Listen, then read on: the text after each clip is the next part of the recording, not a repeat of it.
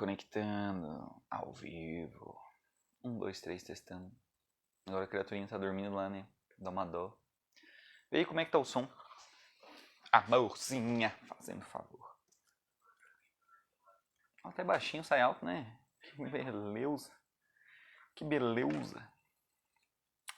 Então, pessoal. Vamos lá, esperando o pessoal entrar. Porra, isso aqui é violento. Então vamos lá. Para mais um estudo. Mais uma Bíblia Live. Isso aí. Esperar o pessoal entrar. Hoje vai ser o quê? Tiago 2. Tiago 2 é engraçado. Tiago, né? Capítulo 2, né?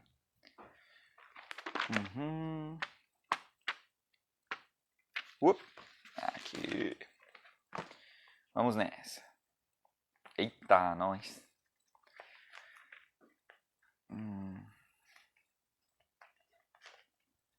Qualquer coisa compartilhe, né? Para que o pessoal aí possa acompanhar o estudo. Hoje o tempinho tá meio estranho. Não sei se chove, se dá sol, mas... Vamos ver se a net flui aí, né? Se a internet não vai cair. Creio que não, né? Mas... Hoje nós temos 26 versículos para serem estudados. Um capítulo, né? Ou no caso, o segundo capítulo da Epístola de Tiago. Como nós vimos na introdução... Qualquer coisa, gente, tem um tempinho aí, vocês assistem o primeiro capítulo. Creio que não seja, se você assistir esse segundo capítulo, vai ser algo tão ruim assim, sem ter lido o primeiro, mas a gente já tem que ter algumas noções. Com o primeiro capítulo, nós sabemos que quem escreveu essa carta foi Tiago, servo do Senhor e Jesus Cristo, as 12 tribos que estavam na dispersão, saúde, né, ou saúdam, né? Enfim, depende da escrita lá, né? De como que foi traduzido necessariamente. Podemos começar? Galera do céu.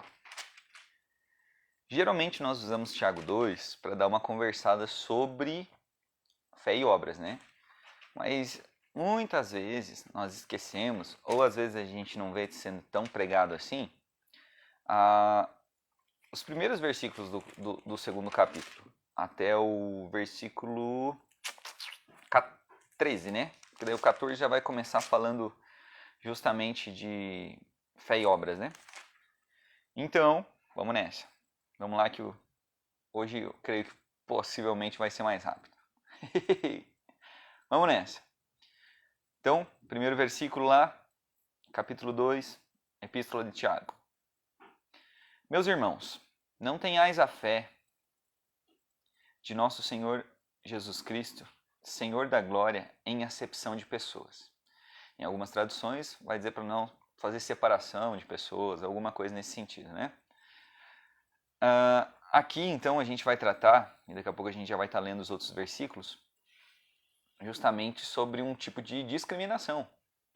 Hoje a gente tem algumas outras palavras que usamos para descrever isso. Então, se vocês lembram do episódio de Mateus, capítulo 23, se eu não me engano, onde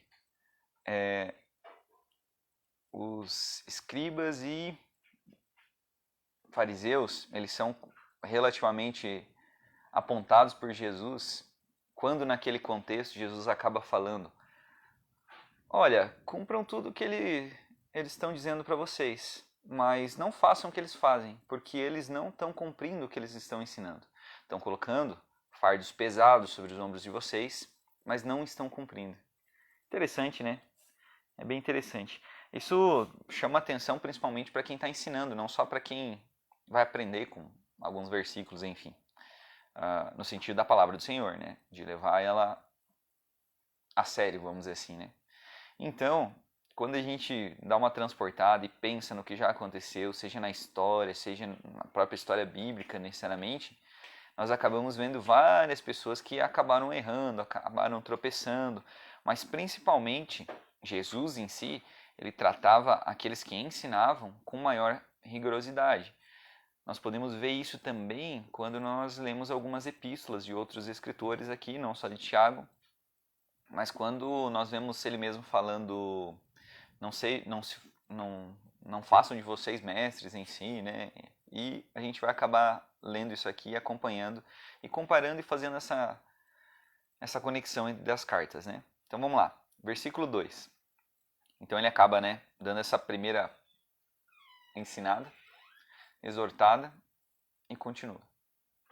Versículo 2. Porque se no vosso ajuntamento entrar algum homem com um anel de ouro no dedo, com vestes preciosas, e entrar também algum pobre com sórdida vestimenta, versículo 3, e atentardes para que o que traz a veste preciosa, ele disserdes, assenta-te tu aqui, num lugar de honra, e disserdes ao pobre, tu, fica aí em pé, ou assenta-te abaixo do meu estrado. Versículo 4. Porventura não fizeste distinção dentro de vós mesmos, e não vos fizestes juízes de maus pensamentos? E aí? Querem que eu fale? Eu nem preciso falar, né? Versículo 5 fala então. Ouvi, meus amados irmãos.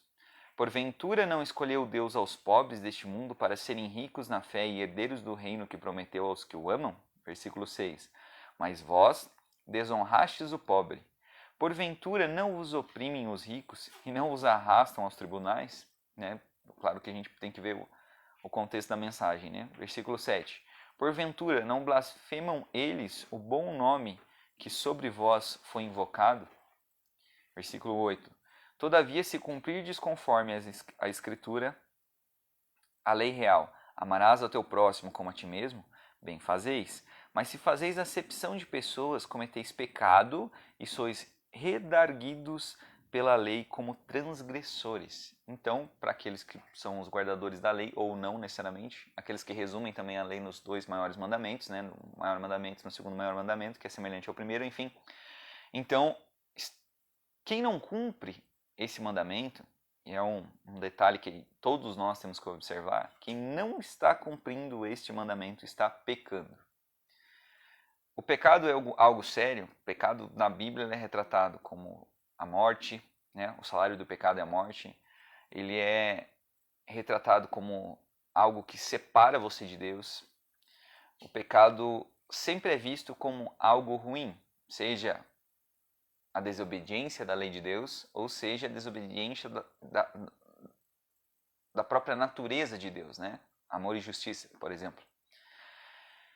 Então, necessariamente, nesses versículos a gente acaba vendo que desde aquela época existiam justamente problemas em questão de interesse, muito provavelmente. As pessoas olhavam, pessoas mais ricas, pessoas mais bem vestidas, e acabavam dando maior prioridade a elas. Justamente por quê? Porque necessariamente era algo bem, muito provavelmente que desperta o interesse das outras pessoas, né? Desperta não de roubar a joia ou de alguma coisa assim, mas pessoas mais ricas chegando no nosso lugar aqui, que a gente se reúne, o ajuntamento, né? Chamado pelo menos nessa tradução, né? E aí você vê uma pessoa, opa, aquela pessoa lá, possivelmente, né? Não está escrito aqui, literalmente, se bem que está escancarado, né? Mas pode me trazer algum benefício. Principalmente se você é do ajuntamento do dá o dinheiro aí. Do ajuntamento do Cristo está de lado, vamos se consertar, vamos se concentrar aqui no... E aí a gente tem que pagar o aluguel do mês que vem, a gente tem que pagar os caras que estão trabalhando pra gente aqui. Pois é. E aí, quem que vai doar mais? O interesse realmente é terreno ou é celestial? Aonde que nós temos que construir tesouros? Faz mal, então, colocar ar-condicionado lá na minha coisa? Não, não é isso que a gente está falando. Mas justamente o problema sério que muitas instituições têm encarado, né, um som novo, alguma coisa assim, qualquer coisa que necessariamente traga algum conforto para a pessoa, para as pessoas não é pecado em si. Mas o problema é essa valorização, inclusive, de pessoas que podem doar. Possivelmente, então, você pode pregar aqui, porque você doa na missão. Você pode doar aqui, porque você está participando, você pode fazer alguma coisa aqui, porque você é o cara que sempre doa ali para as obras, né? Complicado, né? Complicado. Aonde chegamos? Mas não se preocupem, esse problema não é de hoje, não é de 2021 não, ou 2020, ou enfim. Esse problema se arrasta desde os tempos de Jesus ali. Recém Jesus ressuscitado ali, após a conversão inclusive de Tiago, os caras ainda estavam fazendo discriminação. Complicado, né? E quem faz isso, faz o quê? Comete pecado. Agora, muito possivelmente você tem a noção disso. Nós temos a noção disso. E agora? A gente vai fazer acepção de pessoas? A gente vai correr o risco de machucar, vamos dizer assim, a honra do Senhor Jesus Cristo? Nós vamos fazê-lo mentiroso? E aí? Complicado, né? Complicado quando a gente vai colocar na prática o que geralmente a gente só ouve na teoria, né? Muito complicado, mas necessariamente, se a gente abrir o nosso coração, a nossa ideia, o nosso pensamento em si, numa questão de eu preciso amar o próximo, não para que eu ganhe alguma coisa, mas eu preciso amar o próximo porque essa é toda a essência do Evangelho, seja nos ensinos de Jesus, ou seja, no que reflete o amor dele, no sacrifício dele e na misericórdia que ele demonstra, que Deus demonstra com a ressurreição dele e da futura ressurreição possível que nós vamos ter também. Eu digo isso no sentido de escatologia, né, do estudo dos fins dos tempos, do que Jesus mesmo pregou, do que o apóstolo Paulo reiterou, enfim. E vamos indo, né? Vamos indo. Mais o apóstolo Paulo, a princípio, né, que pregou isso. Vamos nessa. Claro que a vida futura, que era chamada, ela era pregada desde os profetas, até a vinda de Jesus. Não é nada que necessariamente eu tenha inventado, não. Apesar de que a ideia poderia estar sendo um pouquinho minimizada, né? Porque quando as leis dos profetas falavam sobre Jesus, acabava sendo essa lei em si só uma sombra do que haveria de vir. E quando ela foi revelada, nem todos reconheceram Jesus Cristo, nem como Messias e nem como enviado de Deus, ou nesse sentido, né, aquele que salvaria, que governaria com cetro de ferro, enfim. Talvez a expectativa do povo era outra coisa, e não necessariamente o que Jesus acaba cumprindo, né, nele, seja desviar a ira de Deus naquele corpo que ele estava necessariamente vivendo, né, existindo, apesar de várias discussões filosóficas que a gente possa fazer aqui, e do realmente significado do que significa, realmente significado do que significa boa, né, de toda a essência de significado que existe nesse sacrifício, né? Mas vamos lá, vamos lá. Onde é que nós paramos aqui?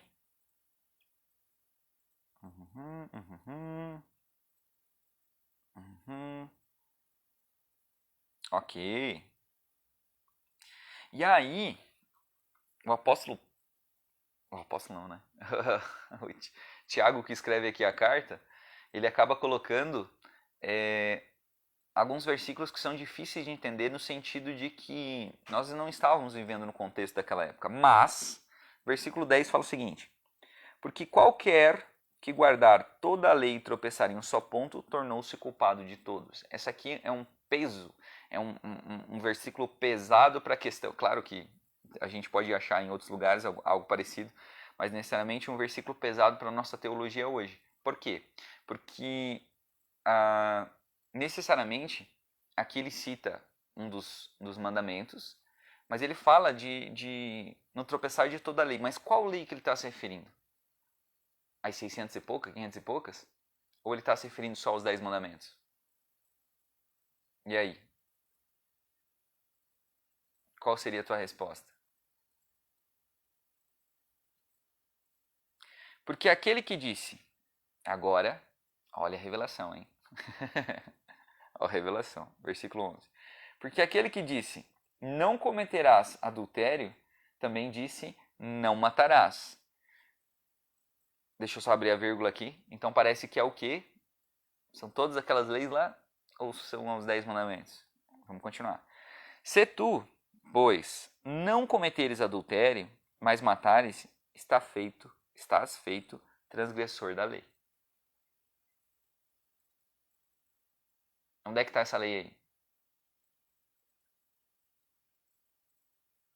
Você que é conhecedor da palavra, ou está aprendendo junto com a gente? Tem a ver com 600 e poucas leis lá? Ou tem a ver com os 10 mandamentos? Se a gente lembrar do episódio das tábuas, quem que escreveu nas tábuas lá? Num primeiro momento. O dedo de Deus. E aí, claro, né, houve todo o episódio lá do negócio do bezerro de ouro, as tábuas foram quebradas, enfim, blá blá blá. Que a gente já conhece, mas o que Paulo fala da lei? A lei é pura e boa. Mesmo ele dizendo que se tornou transgressor da lei só de eu saber que existia a lei, daí já, né, foi como se tivesse despertado o pecado nele. Ok, tudo certo.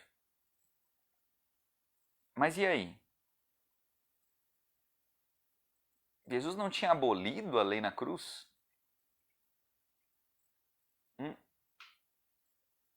Vamos lá, que eu estou dando chance de pensar. Deus também está te dando essa chance. Não se preocupe.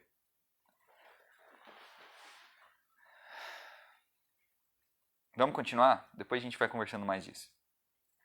Assim falai e assim procedei, como devendo ser julgados pela lei da liberdade. Opa! Lei da liberdade. Alguém citou isso em algum outro lugar? Lei da liberdade. Lei da liberdade. E aí, é pra gente tocar o terror agora? Romanos 6, vamos ler lá Romanos 6. Romanos 5 e Romanos 6. Mas enfim, não vamos ler hoje. Porque o juízo será, versículo 13, sem misericórdia sobre aquele que não fez misericórdia. E a misericórdia triunfa sobre o juízo. Claro que aqui sempre vai haver distorções. As pessoas vão tentar pegar essas partes aqui para que a gente acabe criando novas teologias, novas ideias teológicas a princípio. Né? Falo teologia no sentido da palavra, né?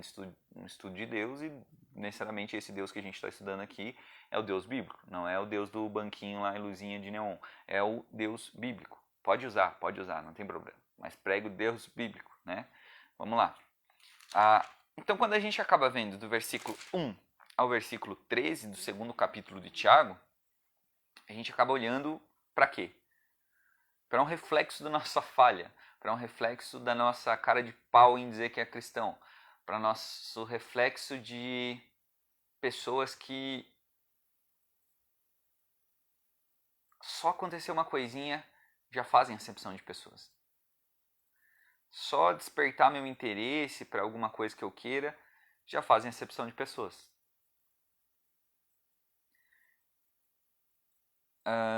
Se vocês lembrarem lá no capítulo 1 de Tiago, ele acaba falando inclusive alguma coisa sobre isso. No sentido de que há dignidade em ser pobre, não é uma coisa ruim. Mas até eu assisti esses dias de novo, porque acho que uma das minhas amigas lá tinha comentado no do YouTube lá, e a princípio eu disse, vou assistir de novo, porque a princípio eu gosto de rever para ver se não cometi nenhum erro, para justamente, se precisar, eu corrijo, né? Tá, mas enfim. Aí Tiago, a princípio, no primeiro capítulo, ele acaba falando disso também. Não há vergonha em ser pobre. Mas não quer dizer que é uma regra, tipo, então a gente tem que realmente ser pobre. Mas a gente não vai se apegar também a essas questões.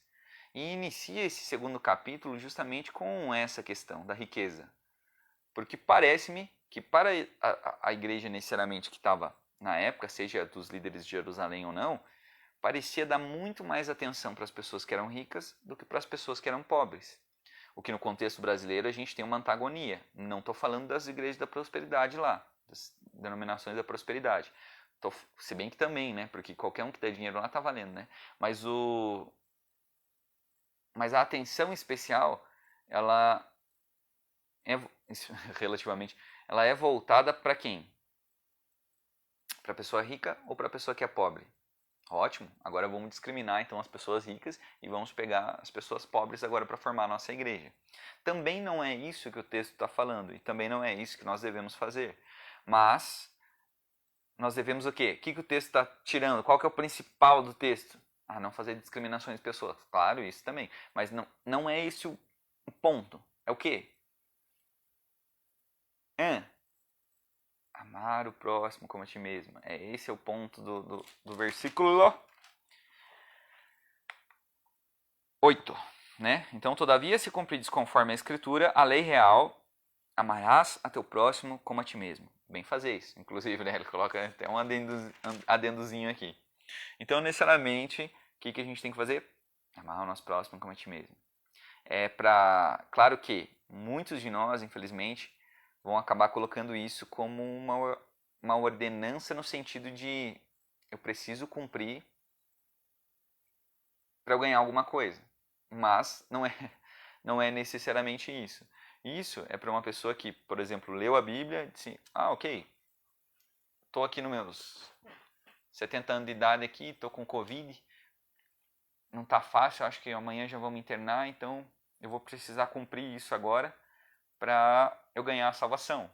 Não é uma barganha, não é uma troca, é uma questão de mudança de natureza.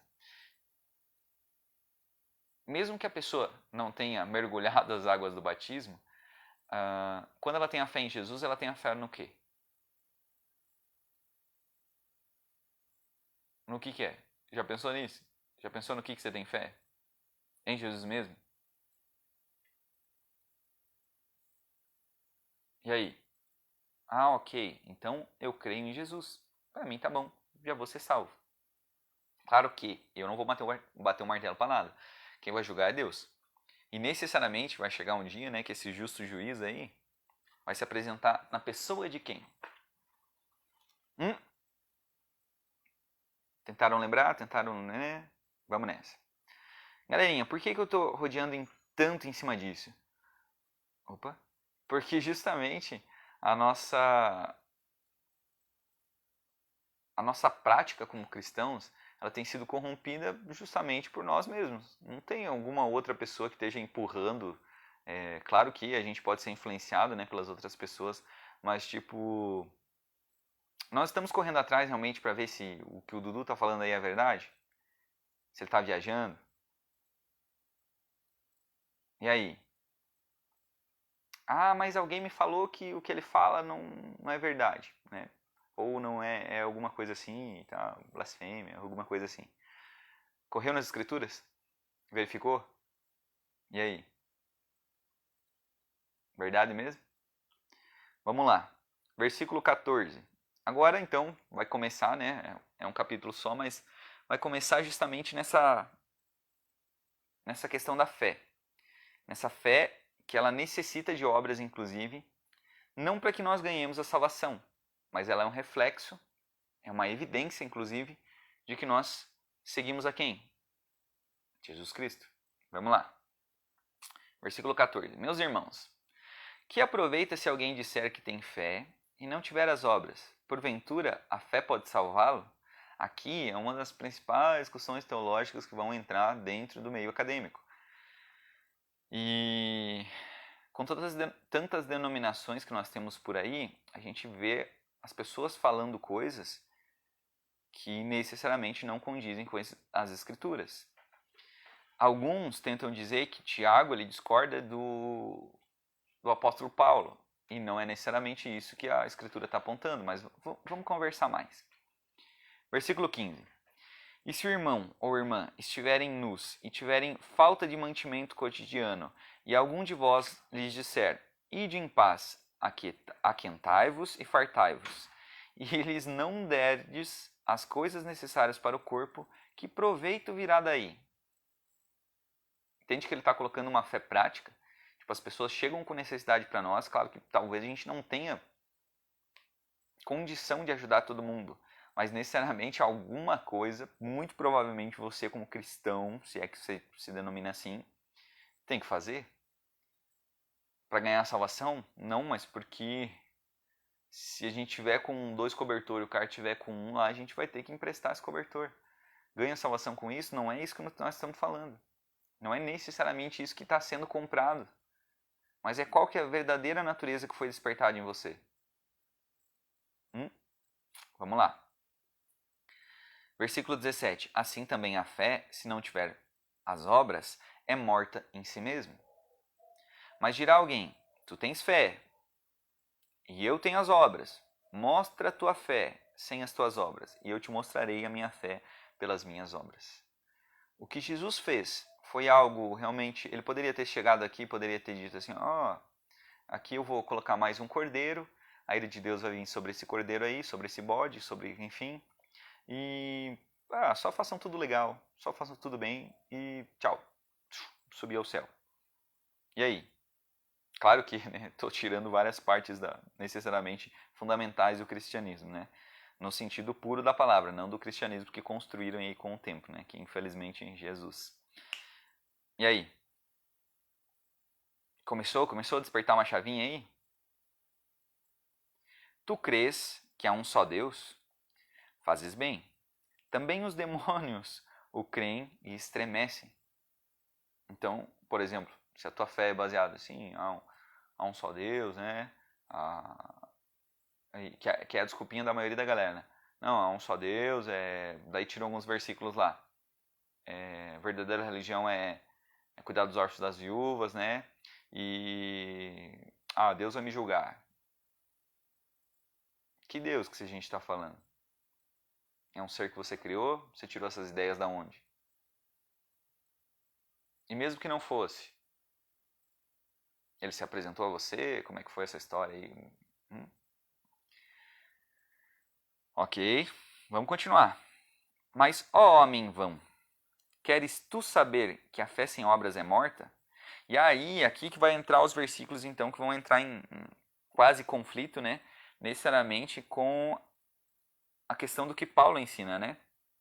Ou pelo menos aparenta entrar, né? Porventura Abraão, nosso pai, não foi justificado pelas obras quando ofereceu sobre o altar o seu filho Isaque? Bem vês que a fé cooperou com as obras e que pelas obras a fé foi aperfeiçoada. E cumpriu-se a escritura que diz, e creu Abraão em Deus, e foi-lhe isso imputado como justiça, e foi chamado o amigo de Deus, né? Vedes, versículo 24, então, que o homem é justificado pelas obras e não somente pela fé. Esse versículo ele traz muito problema quando isolado, né? E de igual modo, Raabe, a meretriz, não foi também justificada pelas obras quando recolheu os emissários e os despediu por outro caminho? Porque, assim como o corpo sem o espírito está morto, assim também a fé sem obras é morta. Eu não sei se é hoje, mas eu vejo muito claro necessariamente o que o texto está falando, necessariamente de que a nossa fé ela tem que produzir obras. Isso não quer dizer que se você tiver fé no último momento de vida e não der tempo de você fazer uma obra, que você não vai ser salvo. Até porque no quesito de salvação a gente vê em outras passagens bíblicas o arrependimento o quê? Pelos pecados. Então necessariamente agora, por exemplo, agora eu tenho fé, então eu vou dizer só que eu tenho fé, vou continuar praticando as coisas ruins que eu faço, vou continuar fazendo essas coisas e legal, é isso Jesus aí que eu estou seguindo? Não necessariamente. E aí o autor, o comentarista da Bíblia apologética aqui, ele vai colocar uma coisa assim, ó, justamente com essa questão das obras. E é uma coisa bem curiosa até a princípio, porque quando a gente encara esse texto minimamente só para dizer assim, não, então é fé, então é obras, não é fé mais obras, acaba ficando muito raso, né, esse nosso estudo. Então, no capítulo 2, né, do versículo 14 ao 26, que foi esse que nós lemos agora, a gente vai dar uma acompanhada na nota aqui do autor aqui. Muitos céticos afirmam que existe uma contradição entre a declaração de Paulo, de que o homem é justificado pela fé, sem as obras, que a gente pode acompanhar lá em Romanos 3, versículo 28, mas também podemos conferir, né, em outras partes também, como Gálatas, capítulo 2, versículo 16. E o ensinamento de Tiago, que o homem é justificado pelas obras e não somente pela fé, que a gente acabou de ver, né, no entanto, dizem que tem esse conflito, né? No entanto, essas duas declarações, na verdade, se complementam. Em primeiro lugar, Paulo e Tiago referiram-se a situações diferentes. Por um lado, Paulo refutou uma crença legalista dos judeus de que era preciso observar as exigências da lei para ser salvo. Por outro lado, Tiago opunha-se a um antinomianismo, e é isso mesmo, que estava distorcendo a fé em Cristo e que chegava a afirmar que não era necessária nenhuma expressão de obras. E isso aqui vai puxar, claro, deixa eu fazer mais um adendo aqui, a toda a questão de compreensão sobre quem seria Deus, sobre o que é espiritual, sobre o que é puro, impuro, enfim. E aí nós conversamos em outro momento, né? Em segundo lugar, quando o apóstolo Paulo usou a palavra justificado, ele queria dizer salvo ou declarado justo, ao passo que Tiago quis dizer inocentado ou autenticado. Com a palavra obras, o apóstolo Paulo referia-se às obras da lei, ao passo que Tiago referia-se às obras que a fé produz. Então são duas coisas bem diferentes, no sentido de que, apesar de a gente ver na vida do cristão que a produção de obras, o que o apóstolo Paulo estava contestando na época era justamente essa questão de, legal, eu vou cumprir a lei, então eu vou ser salvo. É isso então que a gente tem que fazer? É aquilo que está sendo referido? E as obras da lei, quando a gente lê o apóstolo Paulo, ele acaba contestando principalmente algumas outras leis, né? Não necessariamente os 10 mandamentos, mas muitas leis que estavam sendo pregadas naquela época. E aí vai abrir uma outra discussão, né? Para nós que estamos nesse meio acadêmico aí, e para você que talvez esteja entrando nessa questão de, pois é, então a gente não deveria cumprir as outras leis também? Vamos lá? Considerando essas explicações, o apóstolo Paulo estava dizendo que uma pessoa é declarada justa por Deus, independentemente das obras da lei. Tiago, por outro lado, estava dizendo que a fé de uma pessoa produz obras que autentificam a sua fé em Cristo como sendo genuína. Tiago usou a disposição de Abraão em sacrificar Isaac, que a gente acabou de ver, né? E de Raabe em proteger os espias, como os exemplos para mostrar que as suas obras autenticaram a realidade da sua fé em Deus. Para Tiago, a fé sem obras era claramente inútil.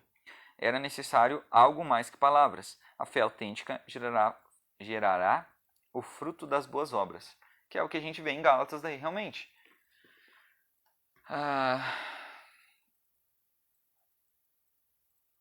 Essa questão ela acaba se tornando muitas vezes complicada, por quê?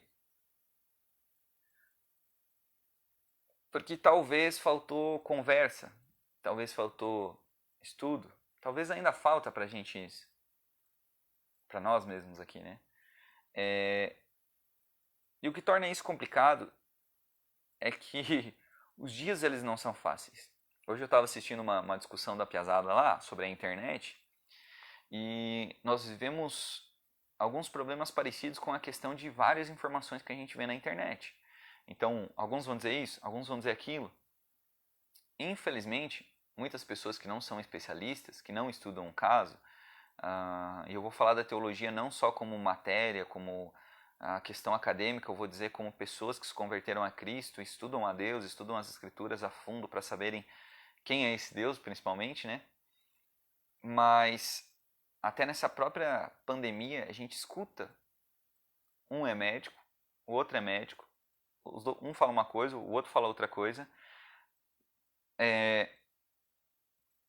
e acaba contribuindo para, vamos dizer assim, uma confusão na cabeça das pessoas. Se vocês notarem, a diferença até mesmo em jornais.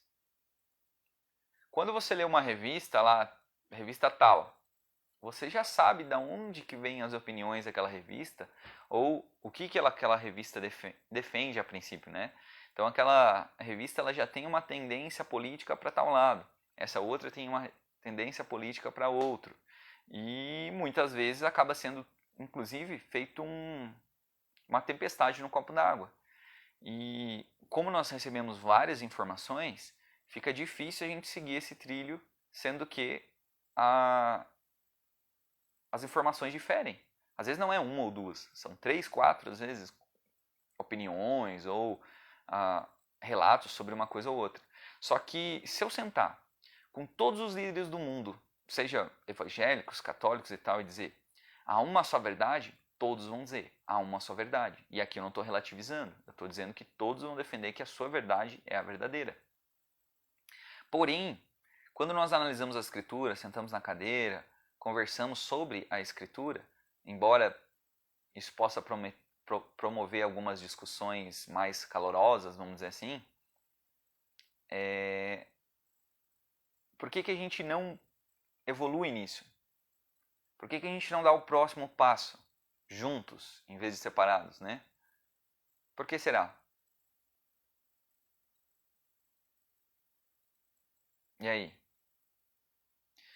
Aí a gente acaba lembrando, né, no caso bíblico agora, né, de alguns apontamentos que até os apóstolos fizeram, né, de que surgiriam falsos mestres, de que, se possível, né, esses falsos doutrinadores, eles enganariam até os eleitos.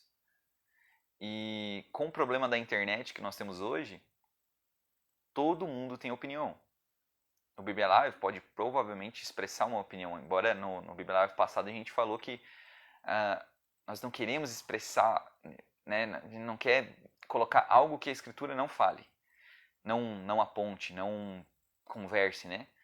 Então, isso acaba sendo complicado e isso é um alerta para muitos, para mim, para você, nessa questão de ensino, nessa questão de discutir as Escrituras.